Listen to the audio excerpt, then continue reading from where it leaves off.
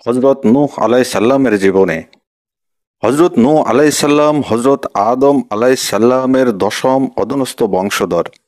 তার বংশধারা হচ্ছে নূহ, তার পিতা লামেক, তার পিতা মতওয়াসালে, তার পিতা আখনক অর্থাৎ ইদ্রিস, তার পিতা ইস, তার পিতা মাখলাইল, তার পিতা কিনান, তার পিতা আনুশ, তার পিতা শীষ, তার পিতা হজরত আদম আলাইসাল্লাম।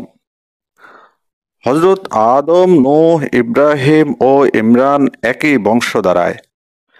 আল্লাহ পাক ইরশাদ করেন, আল্লাহ আদম, নূহ, ইব্রাহিম ও ইমরানের বংশকে দুনিয়ায় মনোনীত করেছেন। তারা পরস্পর একই বংশের। হজরত ইদ্রিস আলাইসাল্লামের জান্নাতে চলে যাওয়ার পর 400 বছর অতিক্রান্ত হলো। এই সুদীর্ঘ সময়ের মধ্যে দুনিয়াতে আল্লাহর পক্ষ হতে আর কোনো নবী রাসূলের আগমন ঘটেনি, যার ফলে দুনিয়ায় আল্লাহ তাআলার উপাসনা করার মতো আর কোনো লোক রইল না। সকলেই অধর্ম ও ধর্মের নামে মূর্তি পূজায় লিপ্ত হলো। এমনই অবস্থায় আল্লাহ তাআলা দুনিয়াতে হজরত নূহ আলাইসাল্লামকে প্রেরণ করেন। হজরত নূহ আলাইসাল্লামের আসল নাম ছিল শুকর। নূহ আল্লাহর দরবারে অত্যাধিক ক্রন্দন করতেন, এই জন্যেই তার নাম নূহ হয়েছিল। আরবি ভাষায় নূহ শব্দের অর্থ রোনাজারি বা ক্রন্দন করা। হজরত নূহ সম্পর্কিত বর্ণনায় আল্লাহ তাআলা পবিত্র কোরআনে এরশাদ করেছেন, নিশ্চয়ই আমি নূহকে তার সম্প্রদায়ের প্রতি পাঠিয়েছি। তুমি স্বীয় সম্প্রদায়কে তাদের নিকট যন্ত্রণাদায়ক শাস্তি উপনীত হওয়ার পূর্বেই ভয় প্রদর্শন করো। আর আমি নূহকে তার সম্প্রদায়ের প্রতি পাঠিয়েছি, তিনি তাদের মাঝে অবস্থান করেন 50 কম 1000 বছর, অর্থাৎ 950 বছর। হজরত নূহ আলাইসাল্লাম 950 বছর যাবৎ দুনিয়াতে অবস্থান করেছিলেন।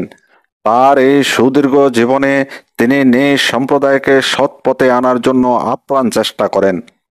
কিন্তু মাত্র 40 জন পুরুষ এবং 40 জন স্ত্রী লোক তার প্রচারিত সত্য ধর্ম গ্রহণ করেছিলেন। তাছাড়া অন্যান্য সকলেই তাকে পাগল বলে ঠাট্টা বিদ্রূপ করে নানাভাবে তার প্রতি অত্যাচার করত। আল্লাহ তাআলার নির্দেশে হজরত নূহ আলাইসাল্লাম প্রতিদিন পর্বত চৌড়া আরোহণ করে মানুষকে আল্লাহর প্রতি আহ্বান করে উচ্চ স্বরে বলতেন, লা ইলাহা ইল্লাল্লাহু আনা রাসূলুল্লাহ, অর্থাৎ আল্লাহ ব্যতীত কোনো ইলাহ নেই, আমি আল্লাহর রাসূল। আল্লাহর হুকুমে হজরত নূহ আলাইসাল্লামের আহ্বান দুনিয়ার পূর্ব থেকে পশ্চিম প্রান্ত পর্যন্ত পৌঁছে যেত। কালেমার আহ্বানে অভিশপ্তের দল কানে আঙ্গুল দিত। অনেক কাফের আবার কাপড়ে মুখ লুকাতো। কোন কোন কাফের কালেমা শুনে দৌড়ে পালিয়ে যেত। কাফেরদেরকে আল্লাহর দিকে ডাকলে তাদের কেউ কেউ নূহ আলাইসাল্লামের সাথে সৌজন্য বর্জিত আচরণ করত, এমনকি দৈহিক নির্যাতন করত। আঘাত করতে করতে তাকে অজ্ঞান করে ফেলতো। জ্ঞান ফিরলে তিনি পুনরায় উচ্চস্বরে বলতেন, হে লোকেরা, তোমরা বলো, আল্লাহ এক, একক, তার কোনো শরিক নেই, আর নূহ তার সত্য রাসূল। একদিন কাফেররা হজরত নূহ আলাইসাল্লামের গলায় রশি দিয়ে টানতে থাকে, ফলে 3 দিন পর্যন্ত তিনি চৈতন্যহীন অবস্থায় থাকেন।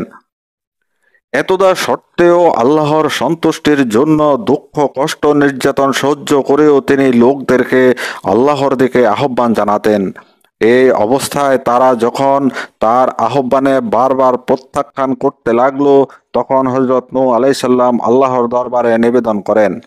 নূহ বলেন, হে রব, আমি আমার সম্প্রদায়কে রাত দিন আহ্বান করছি, কিন্তু আমার আহ্বানে তারা আরো বেশি করে পালাতে থাকে। একদিন হযরত নূহ আলাইসাল্লাম নিজ সম্প্রদায়ের লোকদেরকে আল্লাহর প্রতি ডাকেন। তার আহ্বান শুনে কাফেররা ক্ষিপ্ত হয়ে তাকে এমন নির্দয়ভাবে মারধর করে যে তার পরিধানের বস্ত্র রক্তাক্ত হয়ে যায়। এই অবস্থায় তার কাফের স্ত্রী এসে কাফেরদেরকে লক্ষ্য করে বলল, হে লোকেরা, তোমরা তাকে এতটা মেরো না, কেননা সে পাগল, আর পাগলামের কারণে সে বলে। সে না কিছু জানে আর না কিছু বোঝে। স্ত্রীর এই হেন বেয়াদবিপূর্ণ উক্তি শুনে নূহ আলাইসাল্লাম আকাশের পানে মুখ তুলে আল্লাহর নিকট ফরিয়াদ জানান।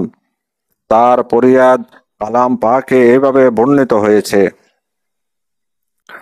নূহ ডেকে বলেন, হে রব, আমি পরাজিত হয়েছি, সুতরাং তুমি প্রতিশোধ গ্রহণ করো। সাথে সাথে হজরত জিব্রাইল আলাইসাল্লাম এসে বলেন, হে নূহ, আপনি দোয়া করুন, আপনার দোয়া আল্লাহর দরবারে কবুল হবে।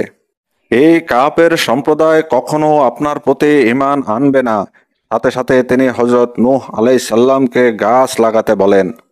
আরেক বর্ণনায় আছে, হজরত জিব্রাইল আলাইসাল্লাম জান্নাতের গাছ হতে একটি ডাল এনে দেন। হজরত নূহ আলাইসাল্লাম সেই ডালটি রোপণ করেন। 40 বছরে সেই গাছ 600 গজ লম্বা এবং 400 গজ চৌড়া হয়। এই 40 বছরে নূহ আলাইসাল্লামের জাতের কাফেরদের স্ত্রীরা সম্পূর্ণ বন্ধ্যা ছিল। তাদের কোনো সন্তান জন্মগ্রহণ করেনি এবং তাদের বংশ বৃদ্ধির ধারা সম্পূর্ণ রুদ্ধ হয়ে থাকে। অবশিষ্ট সব আল্লাহর আযাবে ধ্বংস হয়ে যায়।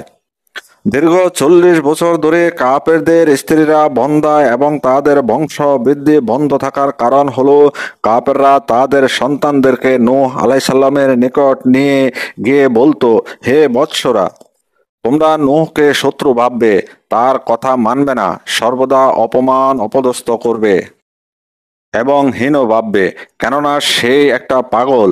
সন্তানদেরকে এহেন নসিহতের ফলে নূহ আলাইসাল্লাম তাদের প্রতি হতাশ ও নিরাশ হয়ে আল্লাহর দরবারে ফরিয়াদ করলেন।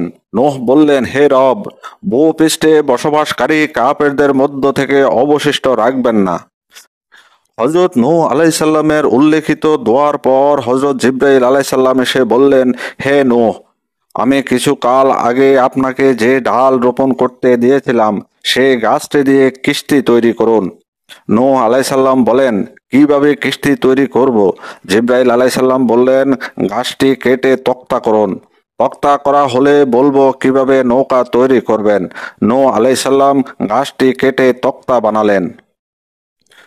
প্রিয় দর্শক, কাহিনীর বাকি অংশ পরবর্তী পর্বে দেখার আহ্বান রইল।